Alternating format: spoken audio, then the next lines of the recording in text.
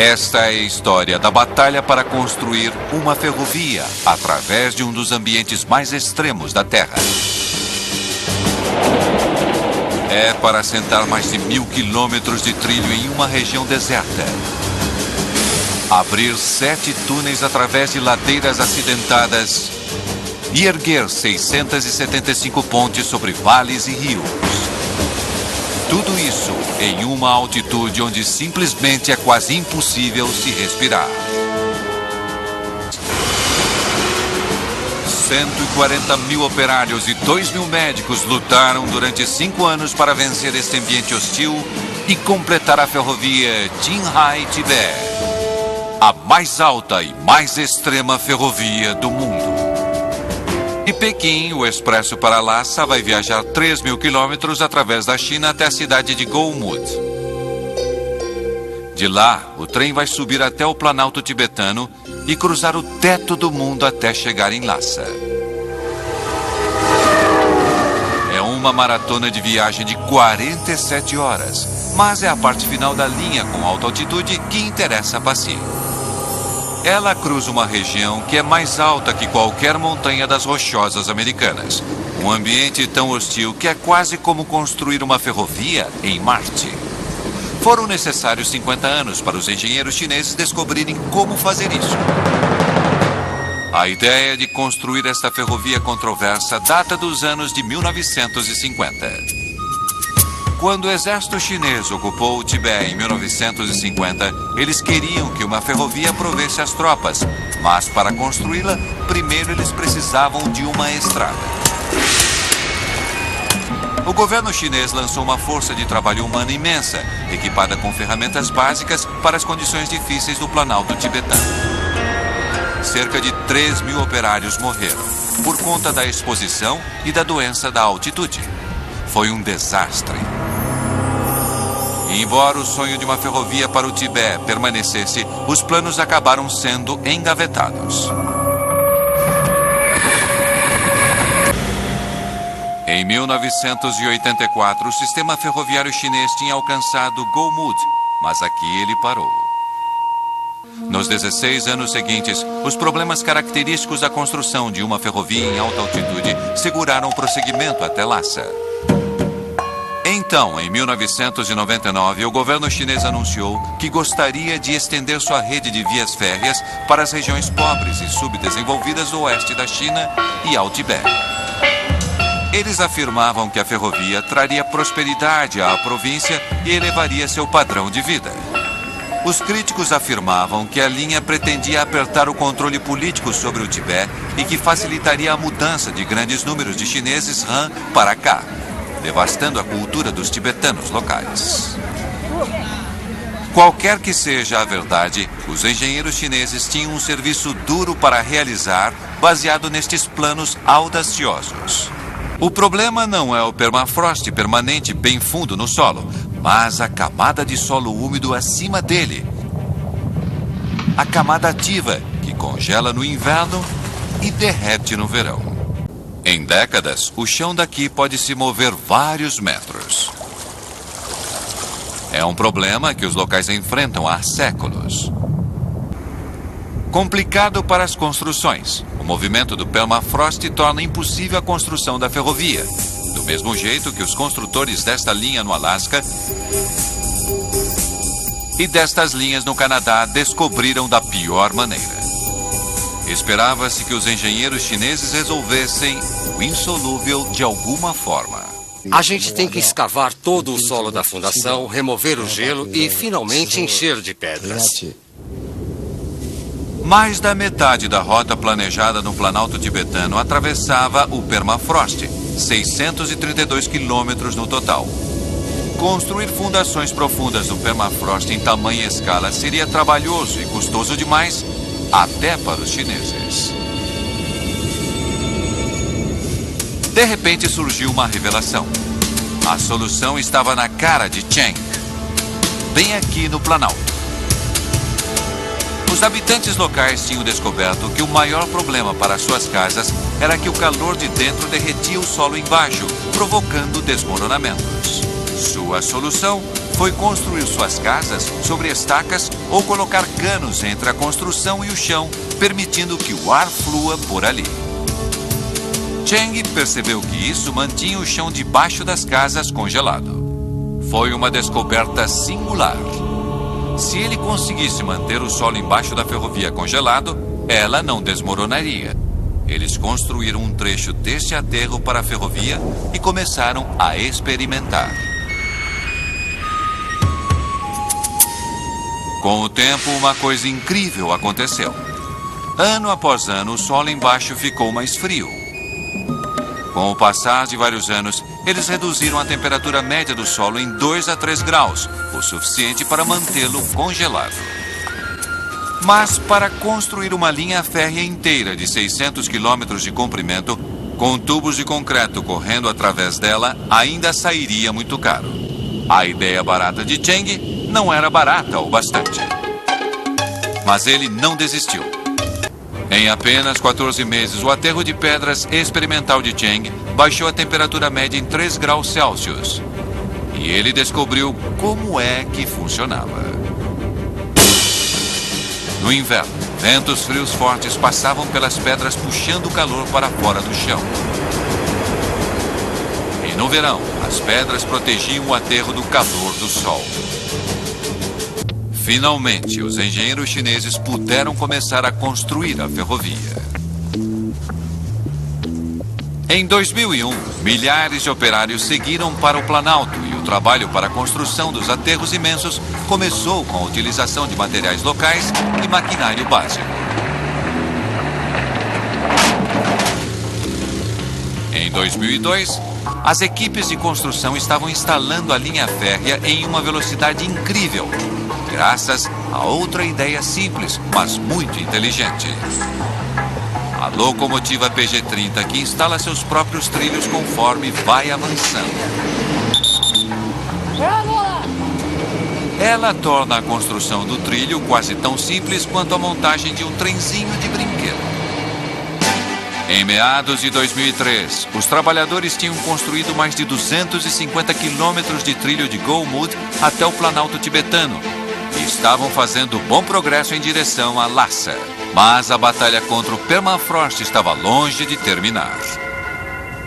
Em alguns setores da rota, as temperaturas do verão eram um pouco quentes demais. Os aterros precisavam então de uma pequena ajuda extra para manter o chão congelado. Com até 10 metros de comprimento, tendo 5 enterrados no chão, os termosifões contêm amônia, um líquido refrigerador. Entretanto, ao contrário de uma geladeira, um termosifão não precisa de eletricidade para funcionar. Dentro do tubo, a amônia líquida se comporta mais ou menos como a água na sua pele. Ela absorve o calor do chão, que faz com que ela ferva e se evapore em forma de gás. O gás se eleva no tubo, levando o calor do chão consigo. No topo, o vento frio resfria o tubo e a amônia libera seu calor no ar do lado de fora. E se liquefaz novamente e escorre de volta para o fundo do tubo. E o ciclo se repete. Inteligente, simples e de baixa tecnologia. 34 quilômetros de trilho são resfriados dessa maneira. Mas mesmo os termosifões não foram capazes de proteger as partes mais vulneráveis de permafrost. Aqui a camada ativa de permafrost derrete durante o verão e se transforma em um lamaçal traiçoeiro que pode se comportar quase como areia movediça. Se ele se transformar nesse tipo de areia movediça, não dá para colocar nada sobre ele. Tudo iria afundar quase que imediatamente. O chão aqui fica quente demais no verão, até mesmo para os termosifões esfriarem. Se os engenheiros não conseguissem encontrar uma maneira de cruzar este pântano movediço, não haveria ferrovia. A resposta, eles acreditavam, estava em tratar o lamaçal como se fosse água e construir pontes. Ao longo do trajeto, equipes e trabalhadores abriram milhares de buracos fundos no permafrost. Escavando através da camada ativa e descendo através do gelo mais embaixo, que fica congelado o ano todo, eles conseguiram construir sobre fundações sólidas. Pelo menos essa era a teoria. Então, como os engenheiros chineses lidaram com este problema? Colocando a mãe natureza para trabalhar para eles. Eles construíram no ápice do inverno, quando as temperaturas ambientes caem abaixo de zero. E esfriaram o concreto a 5 graus, despejando-o o mais depressa possível antes que endurecesse. Contando com milhares de operários, eles construíram quase 3.000 pilares de ponte em apenas 7 meses. Foi uma façanha impressionante que se resumiu em uma das características icônicas da linha, a espetacular ponte Tinsui, com 11,7 quilômetros de extensão, a ponte sobre permafrost mais longa do mundo. No total, mais de 160 quilômetros da ferrovia Qinghai-Tibet está construído sobre pontes como esta, 1/7 de todo o percurso. Mas o permafrost não foi o único grande desafio natural do Planalto.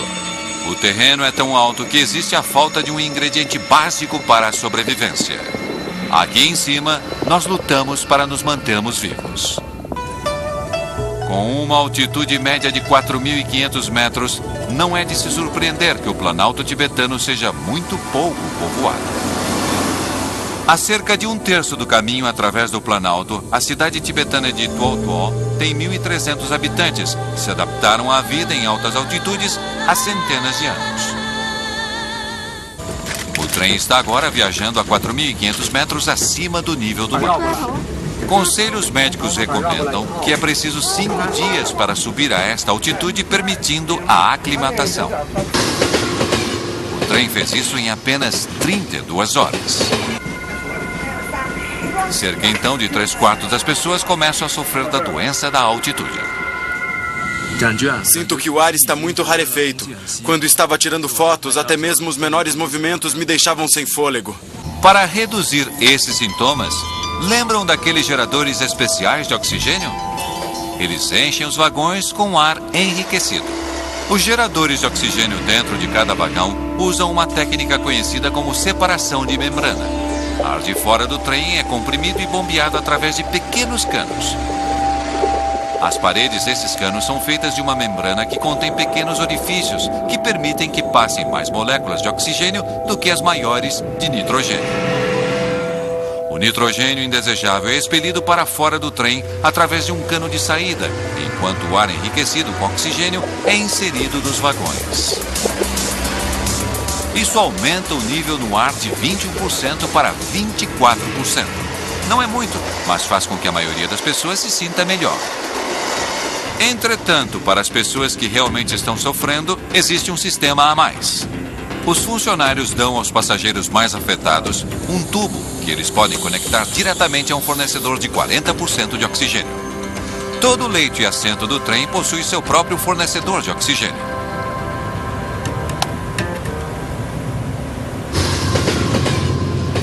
O trem não é pressurizado como a cabine de um avião, mas as portas são vedadas para manter a atmosfera rica em oxigênio dentro e existe uma leve pressão positiva para que o ar de fora não vaze para dentro.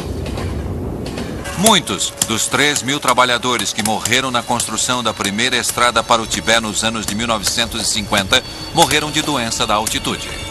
E os engenheiros da ferrovia foram sábios ao não repetirem o desastre. A 4.905 metros acima do nível do mar, os chineses o chamam de túnel Fangguanshan, a porta mais próxima do céu.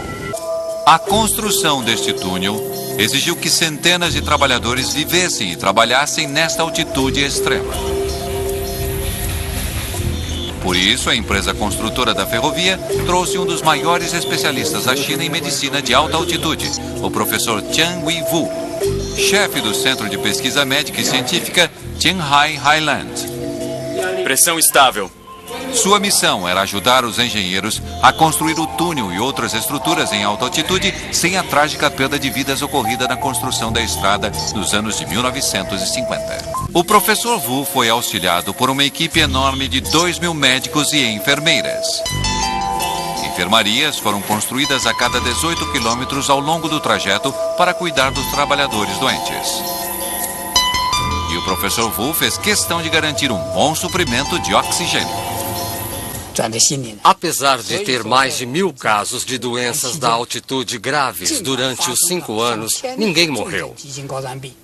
A taxa de mortalidade foi 0.